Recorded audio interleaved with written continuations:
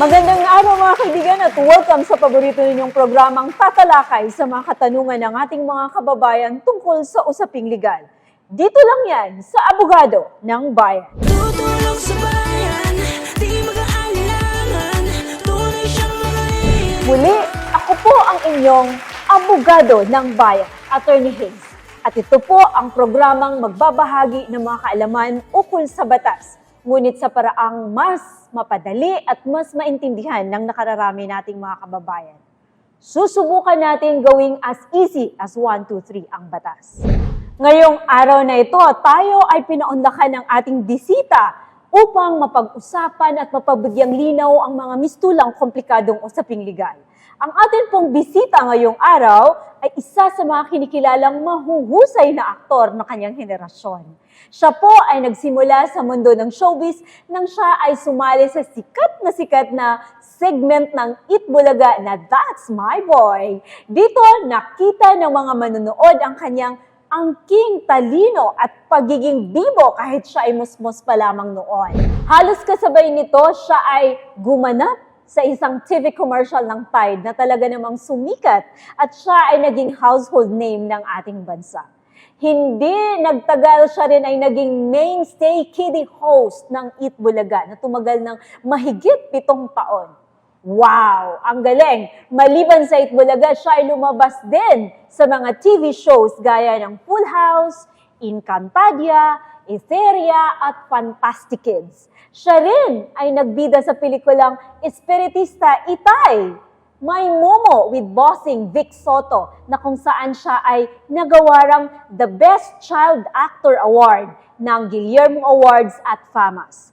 Ngayon, pinasok din niya ang mundo ng vlogging, pagninegosyo at public service na kung saan siya ay naging ex-officio councilor ng Municipality of Angono, Province of Rizal. Mga kaibigan, wag na nating patagalin pa. Let us all welcome our guest for today, ang napakagwapo at napakakisig na si Mr. BJ Tolitz Forbes. Hello, Attorney Hayes. Maraming salamat po syempre una sa lahat sa pag-imbita dito sa Abogado ng Bayan. At hello po sa ating mga kaibigan at kababayan ng mga nanonood po dyan. Ako po si BJ Tolitz and I'm very excited para sa pag-uusap natin ngayon, Attorney. Oo nga, alam mo, hindi ko akalain na ganito ka nakalaki. The last time I saw you, maliit ka pa talaga, a kid ka pa. Tama. Kailangan mag-aral mabuti kasi laging ako, puro na lang ako. Tolitz? Sa math, ako. Sa spelling, ako rin. Mas pansin siya na mag-Tide with bleach. Dahil mas angat ang kaputiang Tide, mas mukhang bago uli. Ngayon, ako uli. Kaya mo yan. Minsan pa'y babangon ang ako. Sa Tide, angat ka sa kaputian. Ang bilis talaga ng panahon and I'm sure yung mga nanonood din po ngayon nagulat dahil ako nga po ay malaki na. Ako po ay 25 years old na ngayon, Attorney. Ang bilis naman ng panahon, Yes. mga kaibigan. At Opo. saka, napakaano mo, no? Talagang very acting pa rin ang dating. Yes. Talagang may lakas ng dating. Opo, at Malakas ang dating. That's what I want to say. Ayan. Oo. And syempre ngayon po meron na rin tayong pamilya. May pamilya ka nabanggit na. nyo nga yes, may businesses. And Oo. doon po tayo nagpo-focus sa ngayon. Oo. Wait, nagulat ako. May pamilya ka na. Yes po, opo, meron na, Attorney. So, i-update mo kami yung mga fans mo. Ano na ang balita doon? Ayan po, so si BJ Tolitz po ngayon ay katatapos lang ng term bilang isang ex-officio councilor. Ako po ay naging SK President Wow. sa aming pong bayan ng Angono, Rizal. At bukod po doon, isa na rin po akong ganap na ama ng 4-year-old kid na si Janela. So ako naman po ay masayang-masaya sa buhay ko ngayon. So sa lahat ng mga nangangamusta, wag po kayong mag-alala. Si BJ Tolitz po ay masayang-masaya sa tinatahak ng buhay ngayon. Nasa-shocking stage pa rin ako. Ang laki mo na kasi. Grabe, The last Lord. time I saw you, talagang very kid ka pa na sa mga TV commercials, Yes sa mga po. palabas mo sa TV. Parang kailan lang. Yes, kanta yan, no? Kailan lang. So, BJ Tolitz, ako ay medyo curious. Ano nga ba talagang pinagkaabalahan mo ngayon? Ayun nga po, bukod sa nabanggit ko na ako ay isang ama na ngayon, ako rin po is busy sa pagbalik sa showbiz. Medyo Wow. meron na po tayo ulit mga appearances sa Oh. TV and meron din po tayo mga shows ng theater po. Ako po kasi is umaarte rin sa mga stage play kasama Wow. po ng Hiraya Theater Production at ng Gantimpala Theater Production. And also, ako rin po ay nagnenegosyo ngayon. Oy, So sa exciting. mga tiga-Angono at mga tiga-Rizal, bisitahin niyo po kami sa Chill Spot sa Angono, Rizal. Oh, saan banda doon? Doon po sa may Botong Francisco Avenue, makikita nyo doon yung Chill Spot Bar and Resto. So, Oh! ako po ang may-ari noon. Ako rin ang Wow. nagluluto doon. Ay, pupunta kung ako gusto doon. ninyo. Ayan. So, Magkikita tayo doon sa kanyang restaurant. Opo. And marami pa po akong ibang businesses. So, i-follow nyo po ako sa social media para mas updated Oh, sila sa ano kung ang ano social nangyayari media sa akin. mo? Search nyo lang po BJ Tolits. Makikita nyo na yan sa lahat ng platforms. Wow, so pag sinabi mong lahat ng platforms, Facebook, Facebook, YouTube, TikTok, Instagram, at kung saan-saan pa po. so it's just DJ Tolits. Yes po. Alright, mga kaibigan, abangan po natin at hanapin po natin si DJ Tolits doon sa kanyang mga sinasabi. Maraming salamat, DJ Tolits. Ang busy mo talagang tao, no? Opo. Kailangan tuloy po. Okay, very, very good ka talaga sa iyong mga developments bilang ikaw ay nag-mature na rin, no? Maraming salamat, Oo. attorney. Okay, tuloy tayo sa ating usapan. So, BJ, maraming salamat at pumunta ka dito at Thank you. ngayong araw na to, tutulungan mo kaming himayin ang batas, no? At ang atin pong topic ngayon ay tungkol sa mga birth certificates, actually. Ayan. Alam ko, attorney, excited din yung mga viewers natin at gusto nilang malaman yung mga katanungan tungkol dyan. So, syempre, uumpisahan ko na. Attorney Hayes, ano nga po pala, kung sa birth certificate, bilang ama, no? Alam ko, gusto ring malaman to ng mga viewers natin.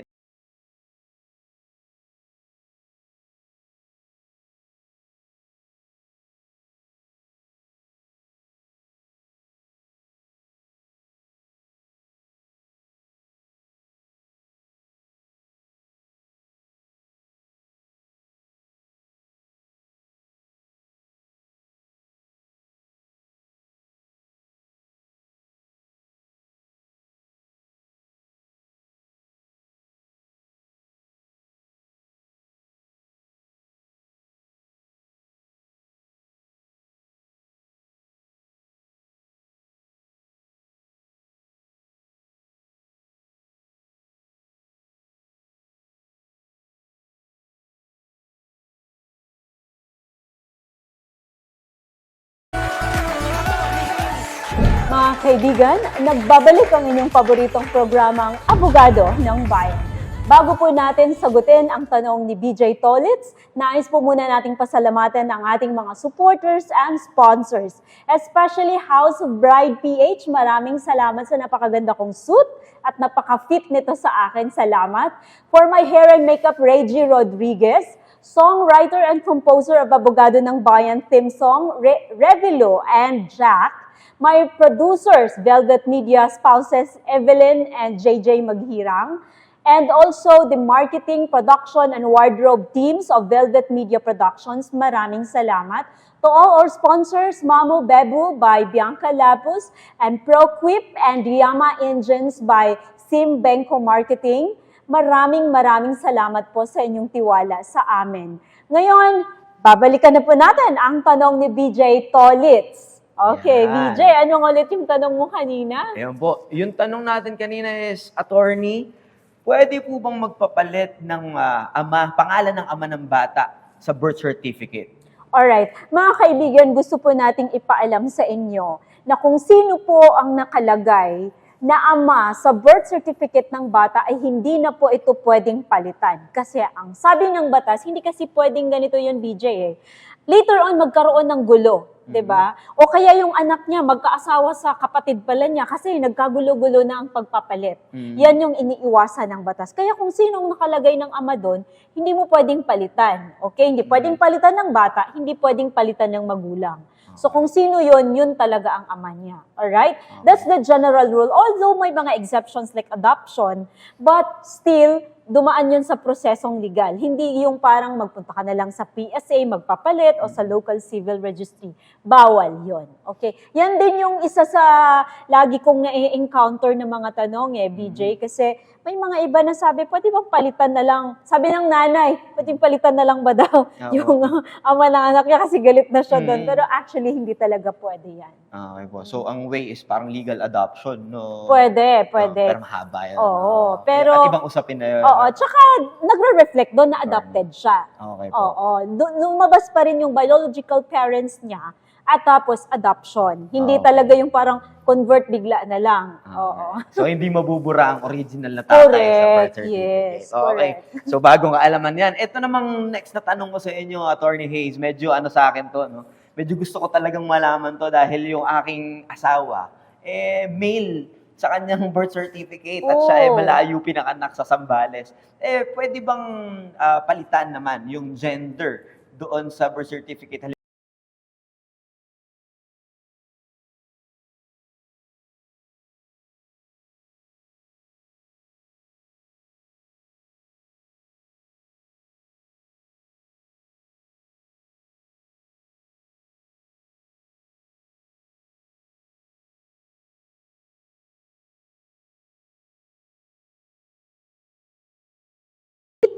Ng doktor or ng nurse or yung sino mang nagpaanak sa'yo na, meron kang pambabaeng gender, pambabae talaga yon. Meron kang panglalaki. Pero nagkamali ng rehistro, yun, pwedeng palitan. Pero hindi pwedeng palitan kung nagpapalit ka na lang ng gender later on kasi yun yung pinili mo, choice of gender. Ibang usapan yun. Okay Oo. po. So, yun pala yung dahilan, attorney, kung bakit nung inaasikaso namin yung birth certificate is kailangan namin makausap yung mismong doktor na nagpaanak. Yes. Because siya yung nakakita kung ano pong Yeah, gender tsaka yung talaga. affidavit niya, yung testimonya niya, kailangan yon. Oo, Okay. na talagang nakita niya na babae talaga yung asawa mo noong pinanganak Noong at hindi nagpalit ng gender ngayong malaki na. Okay. Oo, di ba? Saktong-sakto yung tanong mo, Tama. BJ So, Collins. dahil dito sa Abogado ng Bayan, may mga tanong din ako personal na nasasagot, mga Oo kababayan. nga, napakaganda ng nung kaalamang to kasi hindi lang ikaw ang nagkaroon ng problemang ito, no, BJ Collins. Meron din tayong mga kababayan na nagkaroon silang problema, hindi sila makakuha ng passport. Dahil late na sila kumuha ng birth certificate galing sa PSA, sila pala ay babae, lalaki naman silang Opo. ipinanganak. So hindi na yun pwedeng palitan nila, kundi dadaan mo na sila sa proseso, no? Tama. Pero pwedeng palitan nila. Dadaan lang sa proseso. Dadaan That's lang what sa I mean. proseso. Okay, Oo. so ayun po ano na tayo sa pangalawang tanong ko. Pwede palitan ng gender, depende sa proseso. Basta papasa sa proseso at Tsaka talagang kung yun yung ano gender yung mo talaga. Pinanganak, Okay yes. po. By So, birth ang tawag. Kung ganun po sa gender, pwede, paano naman po, attorney, pagdating sa pangalan? Pwede po bang palitan ang pangalan ng isang tao sa kanyang birth certificate? Okay. Mga kaibigan, pwede pong magpalit ng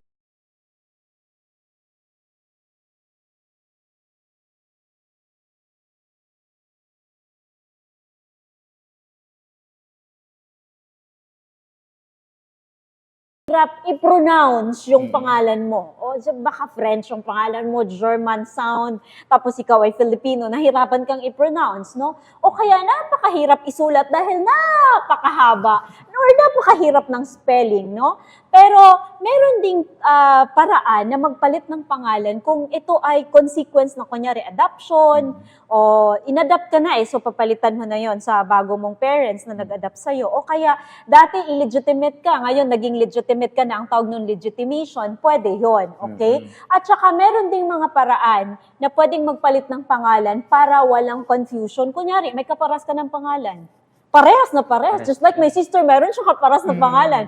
Parehas kami ng apelyido at parehas sila ng pangalan ng pinsan ko. Okay. So, ang nangyari, there was confusion. Nalilito ang mga tao. Sino bang pinag-usapan natin dito? Sabi nila, di ba yung kapatid mo nag-aral sa ganitong paaralan? Sabi ko, hindi naman nag-aral doon. Hindi, classmate ko nga siya eh. Okay. Oo, so sabi niya, hindi siya talaga yun. Di ba ito yung pangalan? So, doon namin nalaman, may kaparas siyang pangalan. To avoid confusion, ginrant ng korte na, palitan natin ang pangalan to kasi para ma-avoid ang confusion. So, para mawalang kalituhan. Tapos, meron ding paraan, ang sabi ng batas, pwede rin na magpalit ng pangalan kung ito na talaga ang ginagamit mo ever since childhood. Hindi mo naman ginagamit yung totoo mong pangalan na nandoon sa birth certificate mo. Pero kailangan mong i-prove yan. Sobrang kailangan mong testimonya at saka mga pruweba. Okay?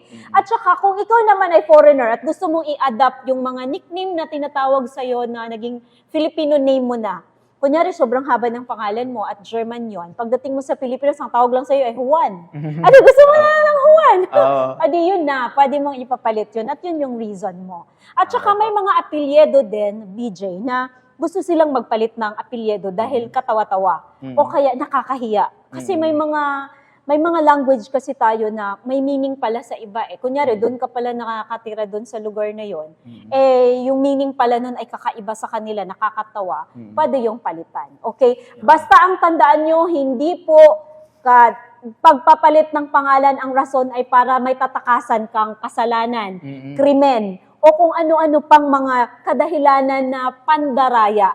Hindi pwede yon, okay? At ito po lahat ay pinapublish po sa Newspaper of General Circulation at meron po tayong notification na i-inform natin ang Office of the Solicitor General representing the state, the government, at saka yung Office of the City Prosecutor, at saka yung Local Civil Registry at iba pang mga tao na interested tulad ng magulang mo. Kasi syempre dapat malaman lang, nagpalit ka ng pangalan, ng apelyedo. They're called the interested persons para sa pagpalit ng pangalan mo. Medyo mahaba-haba itong diskusyon na to, pero mas dapat yung malaman kailan lang pwedeng magpalit ng pangalan. Tama po. Meron lang akong takeaway dun sa explanation mo, no, attorney, tungkol dun sa may kapangalan. No? So siguro doon sa mga kababayan, mga kaibigan natin dyan na laging may problema dun sa pagkuha ng NBI, Correct. dahil merong mga kapangalan na merong mga kaso. So pwede palang maayos ninyo yung ganun yan yung kasi ng problema ayon dun sa sagot ni attorney. Oo, Dadaan kasi nga lang sa kapangalan. proseso. Oo,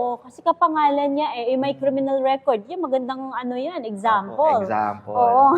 So, ayun. And attorney, tungkol naman sa late registration, late na nagkaroon ng birth certificate, paano po ba to? Pwede po ba yun? Actually, mga kaibigan, pwede lang kayong magpa-late register kung wala talaga kayong registration. Oo, hindi pwedeng magpa-late register ka kasi may babaguhin ka. Parang yung iba, di ba, baguhin nila yung date na pinanganak sila. Babaguhin nila yung edad nila, aatras sila para medyo bumata. O yung iba naman, gusto naman nilang taasan. Kasi actually mga kaibigan, may naalala ako, meron palang Supreme Court decision to dati na yung pangalan niya, tinaasan niya yung edad para maka-avail siya ng retirement. Retirement or resignation, something in the government. Gusto niyang ma-avail ng maaga.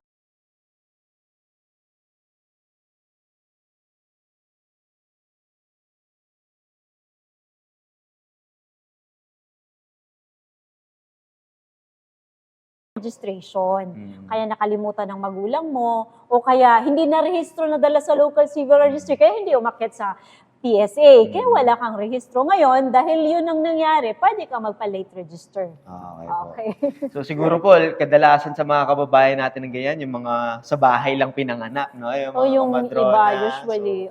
Ayun po. So kung may ganyan kayong places, pwede pala magkaroon ng late registration. Paano naman, attorney, pagdating dun sa cases ng double marriage, pwede po bang magpa-cancela ng mga ganong klase ng kaso, ganong klase ng sitwasyon? Actually, mga kaibigan, gusto din natin ipaalam sa ating mga kababayan, no, BJ, na may mga panahon or may mga instances at example na yung isang tao ay nagkaroon ng dalawang kasal. Okay? Nagkaroon siya ng dalawang kasal. Kasal siya sa una, tapos kasal siya sa pangalawa. Pwede ba daw i-cancel yun? Hindi. Kung totoo talaga na kinasal naman siya dalawang beses. Unless kinasal siya na isang beses lang, dalawa yung lumabas, magkaibang tao. Pero kailangan i-prove yun na magkaibang tao, paras lang ng pangalan. Okay? Pero kung talagang parehas na parehas, kasi mag-submit ka rin ng birth certificate bago ka magpakasal eh. Ito naman talagang nanay mo. Ito naman talagang magulang mo. So, ikaw to. So, if you want to rebut that, gusto mong kontrahin, ipakita mo lahat ng ebidensya na hindi talaga ikaw nagkaroon ng pangalawang kasal. Okay. So, pwede pa rin cancela. Basta ma-prove mo na talagang yun ang nangyari, ito ang totoong nangyari. Okay. Pilitin natin po na isa na lang ang papakasalan natin. Dapat lang. Kasi isang krimen ang magpakasal ng 2 beses. That's bigamy. Opo. So, mga kababayan, iwasan na po natin ang double marriage. Ayan. And susunod naman po, attorney, kasi alam naman natin na meron pong civil registry, di ba po, na tinatawag ang ating bansa. Kailan po ba dapat or kailan po ba pwedeng lumapit doon sa civil registry? Okay, mga kaibigan, ang tanong ni BJ, kailan daw pwedeng lumapit sa local civil registry? Lalapit lang tayo sa local civil registry kung ang mga errors or ang pagkakamali ay hindi substantial. Ibig sabihin, hindi masyadong malaliman. Kunyari, typographical error lang, clerical errors, yun yung palalapit tayo sa local civil registry. Pero mga kaibigan, tandaan nyo, kung ito ay hindi substantial, kunyari, ikaw ay magpa-change ng mga entries, maraming entries na involved nito, talagang pupunta ka sa korte. Tinatawag itong adversarial. Ibig sabihin, may hearing, magkukontrahan kayo. Sasabihin ng Office of the Solicitor General na nag-represent sa state, sa government na, hindi pwede namin i-grant yan. Sabi mo, hindi, i-grant ito kasi ito yung totoong nangyari. Ito yung dapat spelling ko. Okay? Ito yung birthday ko. So, ito ay mga substantial errors, no? So, dahil ito ay adversarial, ang mangyari nito, BJ, kailangan, yung mga interested persons, kailangan i-notify din, no? Yung mga parents mo, o kaya kung may anak ka na. Tapos ito in a form of a verified petition, no? Petition for correction of entry, petition for change of name, okay? Tapos ipo-file mo to sa lugar kung saan ka nakatira ng more or less mga 3 years ka na bago ka nag-file ng kasong to. Tapos kailangan meron kang good and valid grounds kung bakit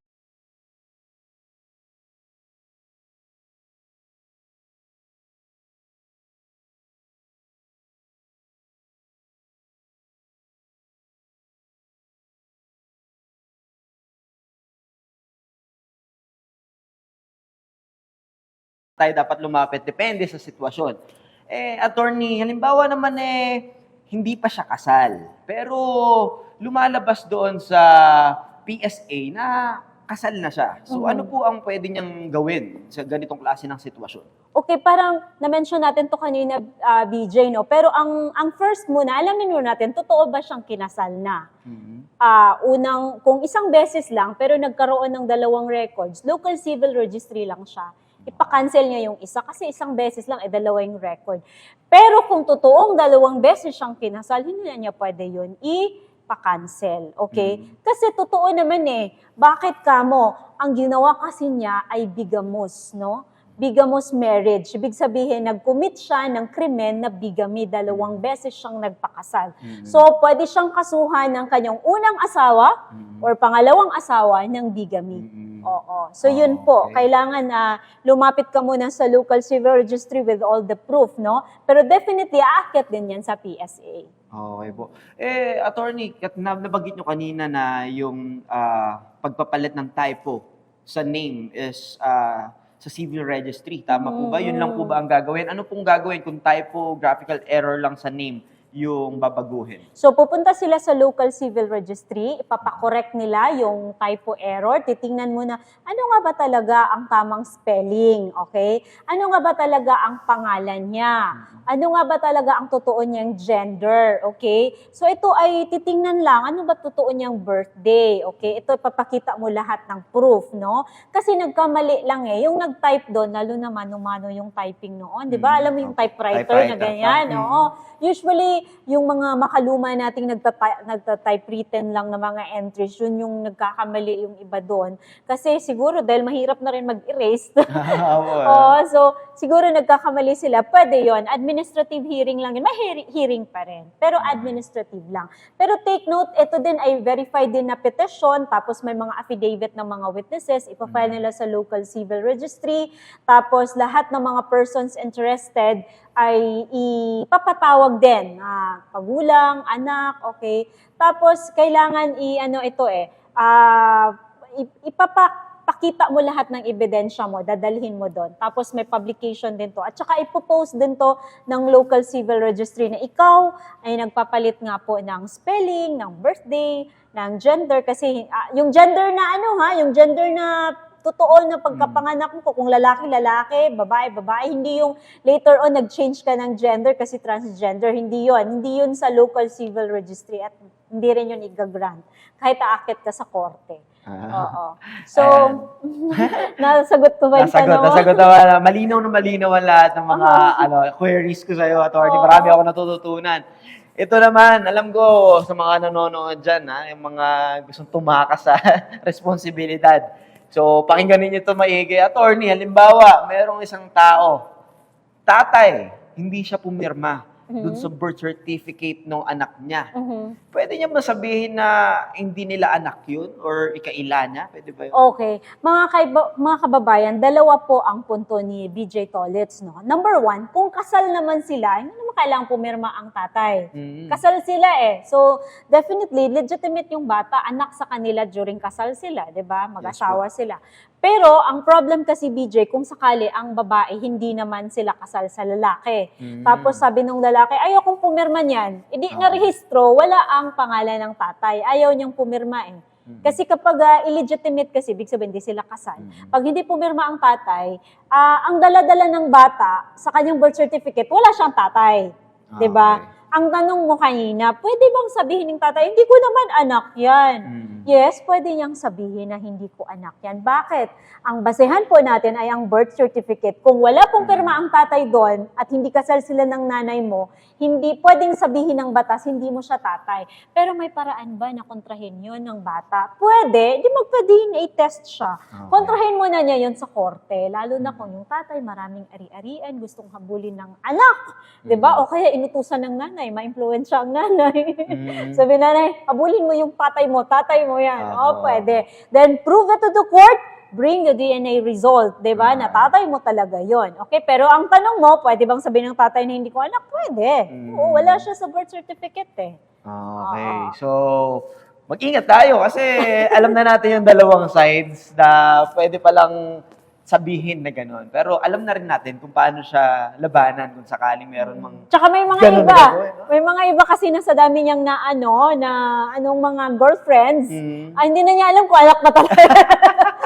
So, sasabihin niya, hindi ko anak yan. Tsaka di naman ako pumirma sa birth certificate. Ba't ako magsusuporta? Usually kasi ito yung pinag-ugatan ng mga suporta eh. Dinideny na ng tatay eh. Kaya ito na yung tanong mo. Sobrang sakto.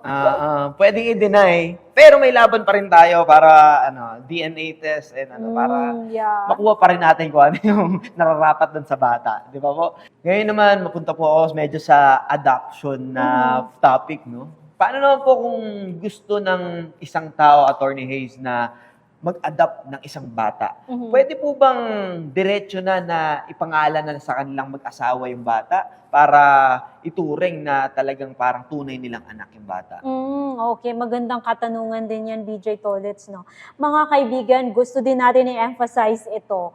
Kapag may adoption, dadaan sa proseso ng adoption, whether local adoption or inter-country, okay, kasi dadalhin sa ibang bansa, lahat ito dumadaan sa adoption process. Hindi automatic na ilalagay ang pangalan ng adopter, yung nag-adopt, ang pangalan or apelyido nila sa bata. Kasi hindi po yan pwede. Ang tawag niyan birth simulation. Isa po yung krimen. Kailangan dumadaan kayo sa proseso ng adoption. So mag-file kayo ng adoption application. Okay? Tapos, approve yan. Pwedeng court ito, pwedeng hindi. No? Pwedeng DSWD kayo dadaan. Depende sa kung anong sitwasyon ng adoption. Kasi marami pa kasing classification yan, BJ, no? Kung anong klaseng adoption yan, kung saan ifa-file. Ngayon, pag natapos ng adoption, pag nag-grant na, that's the time na ilalagay yung adoption paper sa kanyang birth certificate, i-reflect doon na adopted itong batang to. The name of the bata, yung ina-adopt, at name nung nag-adopt. So, hindi automatic na, sige, ang apelyido mo, Forbes. Automatic, yung bata, palitan mo ng Forbes at pangalan, hindi pwede. Okay? So, I hope I have explained it well. Opo.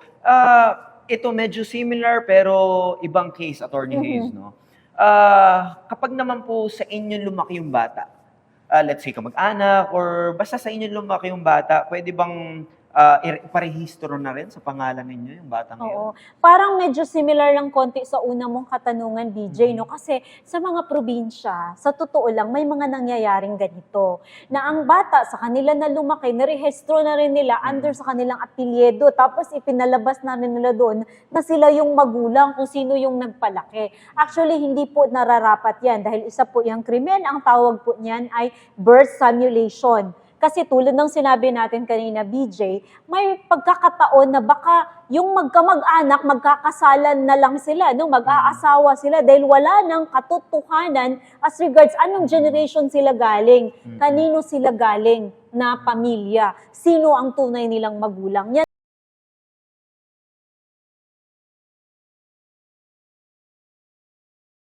Yan yung mga bawal, di ba? Oo. So, ano yun na talagang dapat alam ng mga kababayan natin yun kasi may mga iba din na nagbibigay ng advice na mali po. Mali po, opo. At tandaan po natin, ito pong pinag-uusapan namin ni attorney, protection po ng bata at protection din po natin. Kaya salamat Attorney Hayes no, sa mga bagong kaalaman. And susunod Attorney Hayes, kung sakali naman na medyo the same din, no? Medyo same situation din. Pero halimbawa naman po, dahil alam naman natin marami tayong kababayan na malalambot ang mga puso. Kung merong mga napulot sa daan na mga bata, napulot nila sa daan at gusto nilang gawing anak-anakan, pwede bang iparehistro nila sa pangalan nila yun, lalo na kung walang birth certificate yung bata? Oo. Ang pinakamagandang gawin, pag may napulot kayong bata, unang-una, i-report nyo muna sa pulisya. Oo, i-report nyo sa pulisya, may napulot kaming bata, huwag yung i-rehistro agad sa pangalan nyo. Number one, hindi lang birth simulation ang problema nyo dyan na krimen, kundi kidnapping. Yes! Kasi hindi nyo anak yan eh. Tapos nirehistro nyo bigla sa inyo, nako, sapul kayo dyan, pwede kayong makulong, kaya wag na wag nyo yung gagawin. Kaya hindi yun pwede, BJ, no? Yes, So same sa previous question, it's a birth simulation na krimen. Bawal na bawal talaga yun. Kaya pag may napulot kayong bata, saan nyo dalhin? Sa pulisya. I-report nyo may napulot kayo para ipaalam nila na may batang napulot kasi may batang nawawala siguro, mahanap naman ng magulang. Tama. So, ayun po minsan baka ikapahamak pa natin yung kagustuhan natin na tumulong o magbigay kalinga sa mga tao. So, idaan po natin sa proseso. And bakit po ba hindi pwede? Bakit hindi pwede na idiretso na lang po na doon sa nag-ampon ipangalan yung birth certificate? So, bukod po doon sa ano po ba mga kaso or anong consequences na pwede po?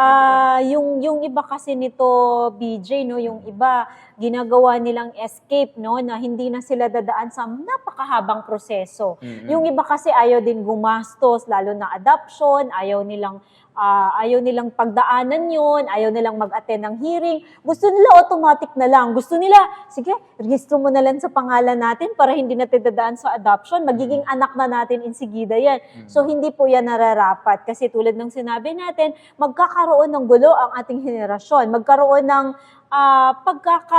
walang unawaan na yung magkadugo pala, nagkaasawa na dahil hindi na alam ang tunay na pinanggalingan. Bloodline. Oh, yes. Oo. So, ayun, attorney, medyo maiba naman ako, no? Punta naman po ako tungkol sa kaperahan. Dahil alam ko, yung mga natin, yung mga viewers natin is dyan sa pera. And totoo ba, attorney, na pagka nagpapakorek ka ng pangalan mo sa birth certificate is per letter? Per letter yung kailangan mong bayaran? Okay, mga kaibigan, sa pagkakaalam ko, hindi kasi per letter ang bayaranan, kundi filing of the correction of entry sa local civil registry. Kung ito ay problemang correction sa spelling, ha? Kasi parang spelling ba yung tinanong mo kanina? Opo. Pagkakamali sa spelling. So, kunyari, may isa lang siyang letter na mali, yun ay magpa-file siya ng correction of entry doon sa local civil registry. At sa pagkakaalam ko, hindi ito sa per letter, kundi per petition, per file mo ng kaso doon sa administrative hearing tukong sa local civil registry. Kaya, I do not think na per letter Hindi ko alam kung may pagkakatotohanan ba yung pinanggalingan na sinasabing per letter daw ang bayad. So, paano kung sobrang haba ng letters ng kanyang pangalan? Napakalaki ba ng babayaran niya? Local civil registry ito, no? Pagkakaalam ko, very minimal nga lang ang nito, yung iba nga wala nang babayaran Pa-file mo lang doon yung affidavits mo, yung complaint mo, tsaka yung gusto mong mangyari sa spelling.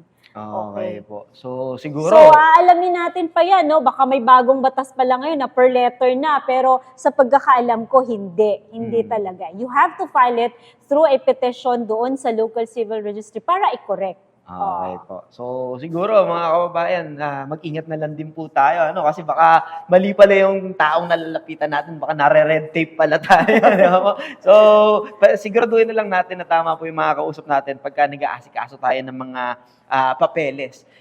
So, Attorney Hayes, bakit po hindi maasikaso ng mga tiga local civil registry yung mga problema sa birth certificate? Okay. Sa totoo lang, BJ, no, ang obligasyon talaga ng local civil registry, isa sa mga duties nila, aayusin nila ang problema sa local civil registry. Pero meron din sila pang mga ibang trabaho related sa birth, death, at kung ano-ano pa. Pero minsan nga lang, hindi nila masyadong binibigyang pansin kapag walang mag-file ng complaint, ng reklamo. So, kailangan talagang susundan mo to ng follow-up pag nag-file ka ng meron kang reklamong ipapakorek, meron kang ipapakancel, kailangan sundan mo ng follow-up para mabigyan nila ng pansin na, sige, ayusin natin to, okay? Kasi usually naman pag government, yun ang ginagawa eh. Hindi nila masyadong nakafocus lang dyan kasi aside na marami silang trabaho, marami din silang ginagawa. Kaya siguro nagkakalituhan, nagkamali-mali. Oo, so sana yung mga nagtatrabaho dyan sa local civil registry, bigyan nyo rin pansin ang problema ng ating mga kababayan dahil malaking bagay po ito sa pagkatao nila. Tama po. And nasabi niyo po na merong iba't ibang ahensya or pwedeng lapitan, depende sa problema tungkol sa birth certificates. Pero ano pong maipapayo ninyo? Kanino po ba talaga dapat unang lumapit pagka meron po kayong problema sa birth certificate? Okay, basta typographical error, clerical error, local civil registry. Pag malakihan na ang problema mo, kunyari magpalit na ng pangalan, doon ka na pupunta sa korte. Kasi i-litigate ito, BJ talagang may hearing, talagang palitan kayo ng, yung Office of the Solicitor General, yun yung kalaban mo doon, yun yung nagrepresenta sa state, sa government natin, na eto, hindi natin to i-grant kasi ano to, tatakas lang to sa krimen, sasabihin mo rin, hindi, ang totoo kong intention ay ganito. So, merong adversarial ito, palitan kayo. So, dapat, ang isipin mo, number one, i-analyze mo muna, ano ba ang purpose ko? Bakit ako lalapit? Bakit ako magpapakorek or magpapakancel? Typographic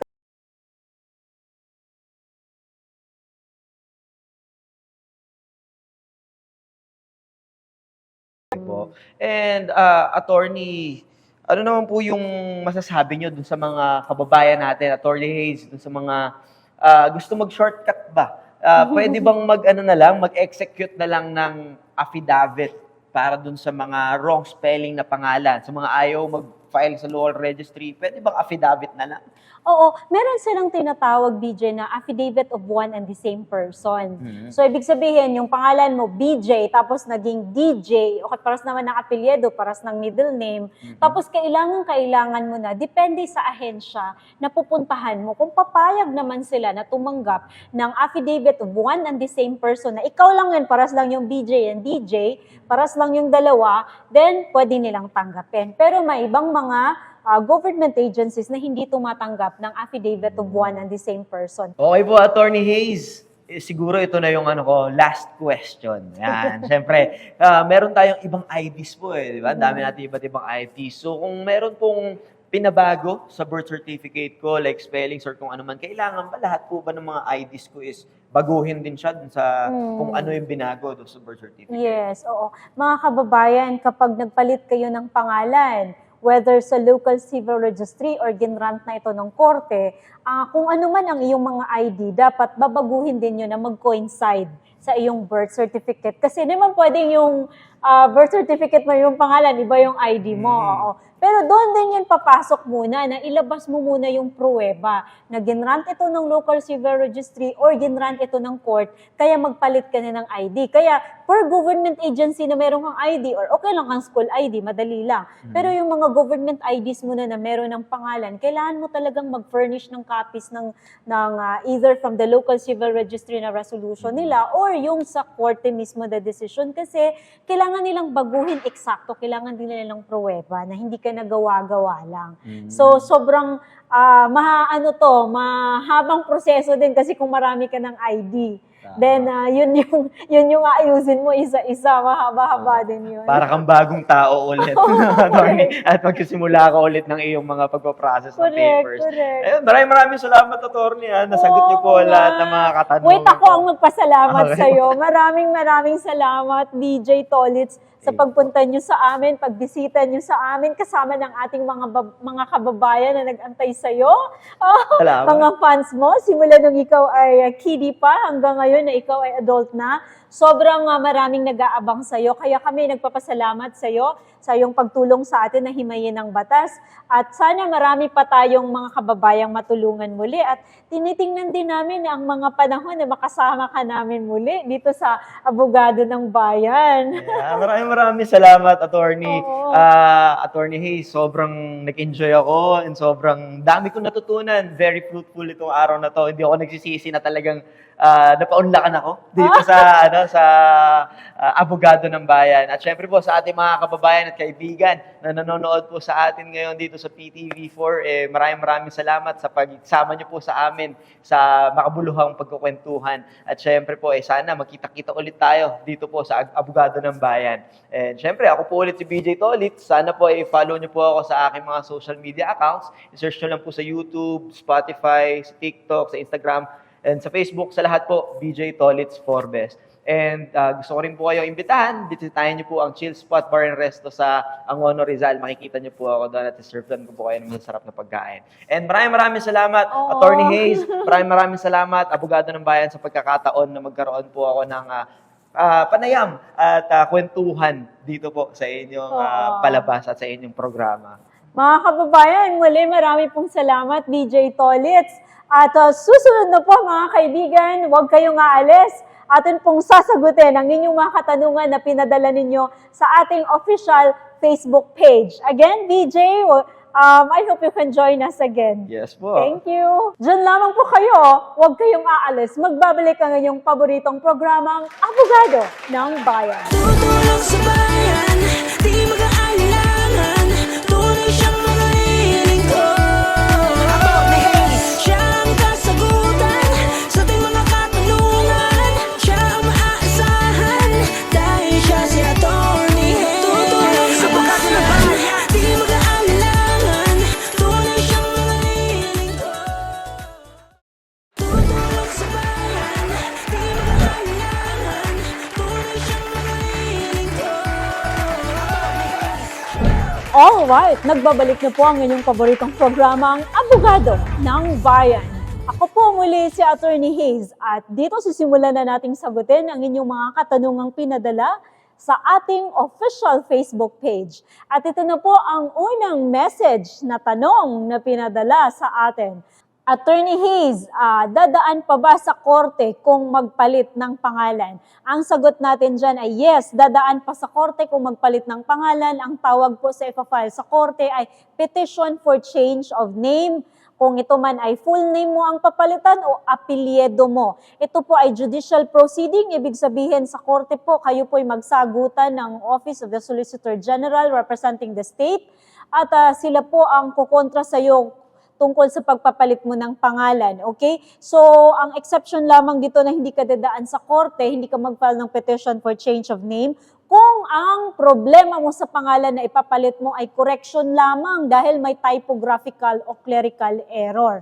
Alright, next nating tanong, saan, Attorney Hayes, saan ako mag-file ng petition for change of name or full name or surname, okay? Dito po, ipa-file mo ito sa lugar kung saan 3 taon ka na o mahigit na nakatira sa lugar na yon bago ka nag-file. So kung 2 years ka pa lang dyan, hindi ka pwedeng mag-file sa petition for change of name. Doon ka sa lugar na naka-3 taon ka na bago ka mag-file ng petition for change of name. O kaya antayin mong mag-3 taon kasi dyan sa bago mong tinirahan para makapag-file ka ng petition for change of name.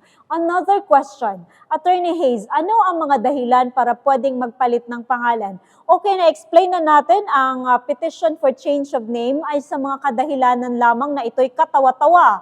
Okay, ito'y nakakahiya. 'di ba? O sobrang napakahirap i-pronounce o isulat. O kaya ikaw ay dating illegitimate at naging legitimate na ngayon. O kaya ito ay nagbibigay sa'yo ng confusion, okay? Nakakalito dahil baka pwede kayong dalawang may pangalan. O kaya ang pangalan na gusto mong ipalit ngayon ay dati pa mong ginagamit nung simula nung maliit ka pa at ito'y lagi mo nang ginagamit paulit-ulit simula nang maliit ka hanggang ngayon at yan ang pangalan na mas kilala ka. Okay, pwede rin dahil gusto mong i-adapt ang Filipino name mo dahil ang ginamit mo ay foreign name o kaya ipinanganak ka sa ibang bansa, foreigner masyado ang pangalan mo, mahirap i-pronounce sa Filipino at may pinangalan sila sa yung simple na Filipino na pangalan at gusto mo yung sundin, pwede mo rin gamitin yon. At pwede rin magpalit ka ng apelyido. Sa apelyido naman kung ang apelyido mo ay nakakatawa, nakakahiya sa language ng Filipino. O para sa ating mga Pilipino, may ibang connotation o pangalan yun na ibig sabihin na nakakatawa o nakakahiya. Pwede din yon. O kaya ikaw ay talagang wala naman talagang purpose na takasan ang mga krimen. Kailangan mo rin i-prove sa court yan na ito, magpalit akong pangalan dahil sa mga kadahilanan lamang na inaalaw ng batas, pinapayagan ng batas. Hindi dahil tumakas ako sa isang krimen o isang malaking kinatatakutan nating mga ginagawa mong kung ano man yung masama. Hindi pwede yon. So itong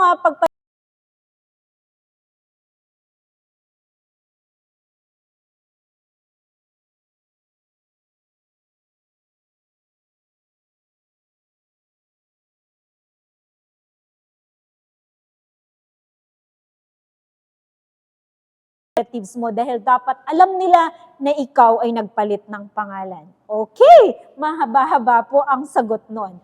Susunod na tanong, Attorney Hayes, ano naman ang dahilan na magpa-cancel ng entry sa local civil registry? Okay, magpa-cancel lamang tayo ng entry sa local civil registry kung ito ay hindi substantial error. Especially, ito lamang ay clerical o typographical error. Okay? Lahat din ng mga partido na interested dito tulad ng magulang, anak, kamag-anak, ay kailangan i-inform din dito. Kahit ikaw ay magbigay lamang ng magandang rason ng typographical o clerical error at isubmit mo ito sa local civil registry. At titingnan ito ng local civil registry kung katanggap-tanggap ba na ito ay sa kanila lamang at hindi dadaan sa korte. Okay.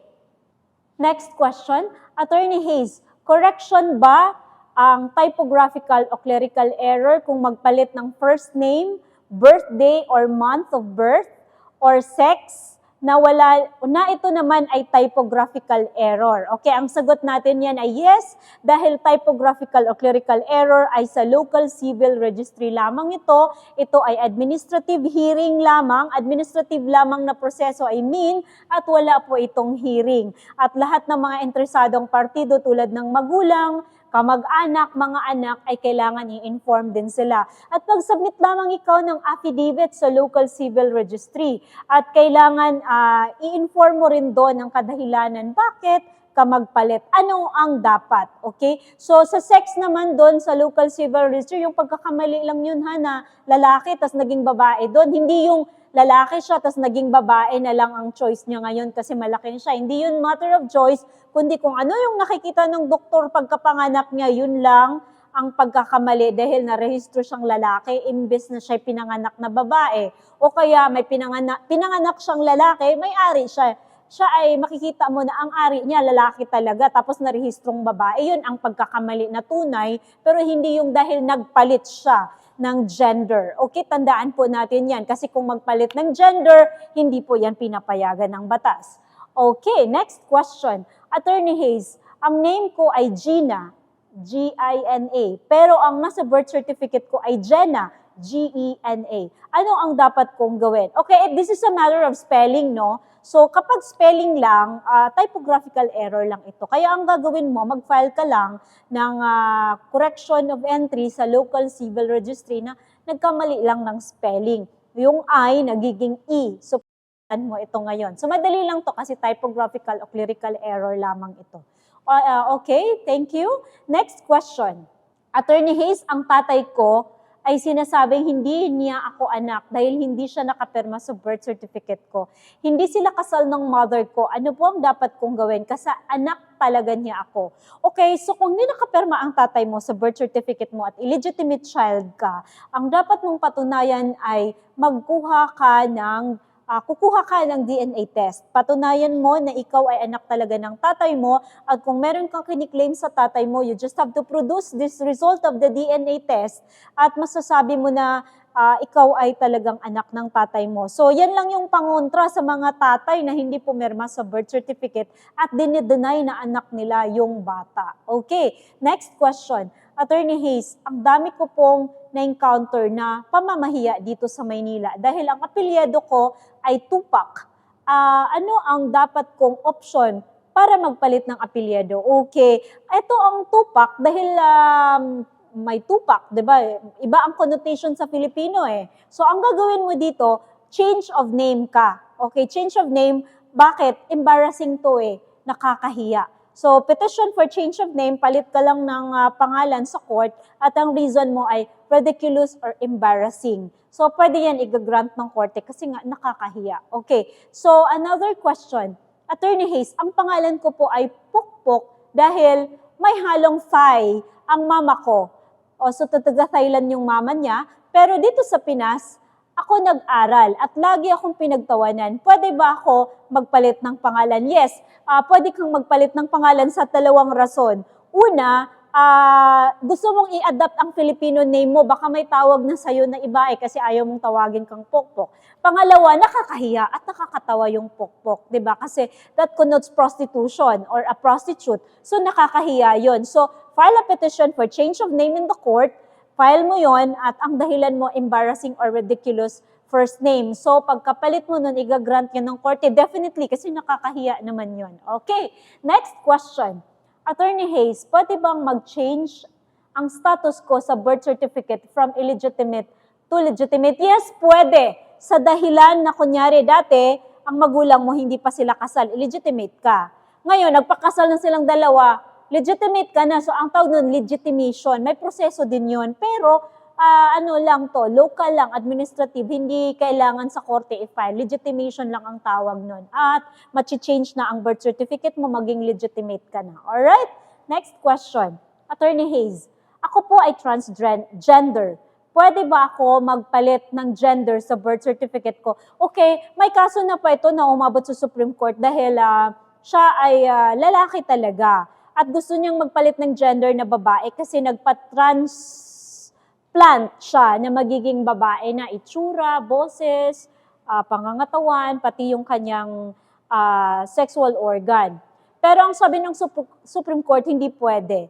Dahil kung ano ka pinanganak, yun ang iyong gender. Kahit nagbago ka pa ng itsura, kahit nagpapalit ka pa ng iyong sexual organ, ito pa rin ay tinatawag na kung ano yung pagkapanganak mo, yun pa rin ang susundin sa birth certificate mo. Walang dahilan na palitan ito ng bagong gender. Kasi kung ano lang yung nakikita visually sa mata, pagkapanganak mo, yun ang susundin sa birth certificate mo. Next question.